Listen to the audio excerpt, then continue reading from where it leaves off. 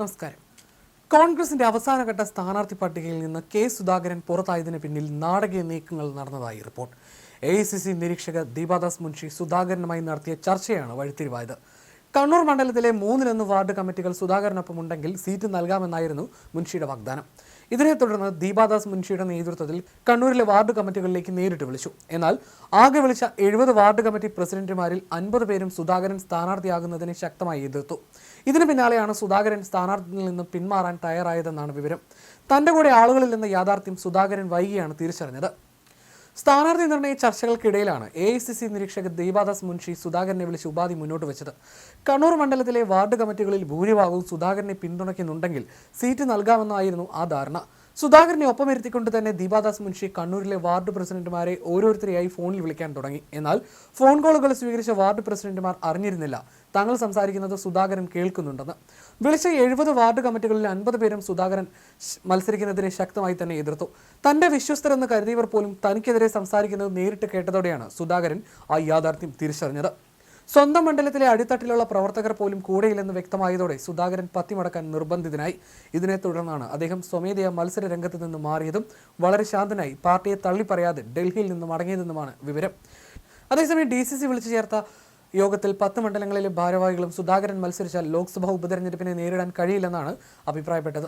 സുധാകരന് അനുകൂലമായി നേതാക്കളാരും രംഗത്ത് വന്നിട്ടില്ല എന്നതും ശ്രദ്ധേയമായ കാര്യമാണ്. സോഷ്യൽ മീഡിയയിൽ സുധാകരൻ അനുകൂലികളായ നേതാക്കളാരും പിന്തുണയുമായി എത്തിയിട്ടില്ല. കടുത്ത സുധാകര അനുകൂലികളായ റിജിൽ മാക്കുറ്റി, C ജയകൃഷ്ണൻ, K പ്രമോദ് തുടങ്ങിയ നേതാക്കൾ ആരും തന്നെ സുധാകരനെ അനുകൂലിച്ച് രംഗത്ത് വന്നിരുന്നില്ല. K സുധാകരൻ MPക്ക് സീറ്റ് നൽകാനുള്ള തീരുമാനത്തിനെതിരെ ചില നേതാക്കൾ രംഗത്തെത്തിയത് കണ്ണൂർ കോൺഗ്രസിന് വിഭാഗീയതയുടെ തിരയിളക്കിയിട്ടുണ്ട്. എളയാവൂർ, കണ്ണൂർ ബ്ലോക്ക് കമ്മിറ്റികളായിരുന്നു വിയോജിപ്പുമായി രംഗത്ത് വന്നത്. ഇന്ന് നടന്ന യോഗത്തിൽ 10 മണ്ഡലം പ്രസിഡന്റുമാരും സുധാകരന്റെ നീക്കത്തിൽ പ്രതിഷേധം അറിയിച്ചിരുന്നു. K സുധാകരൻ സ്ഥാനാർത്ഥിയെങ്കിൽ സുധാകരന്റെ അനുകൂലികൾ പോസ്റ്റർ ഒട്ടിക്കട്ടെ എന്നാണ് ഇടഞ്ഞു നിൽക്കുന്ന നേതാക്കന്മാർ നിലപാടെടുത്തത്. പാർട്ടി അനുസരിക്കാത്ത സുധാകരന് പാർട്ടി പ്രവർത്തകരായ തങ്ങൾ പോസ്റ്റർ ഒട്ടിക്കില്ലെന്നാണ് നേതാക്കൾ പറയുന്നത്. BJP നേതാക്കളുമായി സംസാരിച്ചെന്ന് സ്ഥിരീകരിക്കപ്പെട്ടെന്നും ആ സുധാകരനെ എങ്ങനെ വിശ്വസിക്കുമെന്നും DCC യോഗത്തിൽ വിമർശനമുയർന്നു. K സുധാകരന്റെ സമ്മർദ്ദത്തിന് വഴങ്ങി കണ്ണൂരിൽ അദ്ദേഹത്തെ മത്സരിപ്പിക്കാനുള്ള തീരുമാനം കോൺഗ്രസ് സ്വീകരിക്കായിരുന്നുവെന്നായിരുന്നു മുൻപ് വാർത്തകൾ വന്നിരുന്നത്. എന്തു വന്നാലും മത്സരിക്കുമെന്ന നിലപാടിലായിരുന്നു K സുധാകരൻ. സംസ്ഥാന വ്യാപകമായി പ്രവർത്തകരുടെയും നേതാക്കളുടെയും പിന്തുണയും തനിക്കുണ്ടെന്നും സുധാകരൻ പറഞ്ഞിരുന്നു.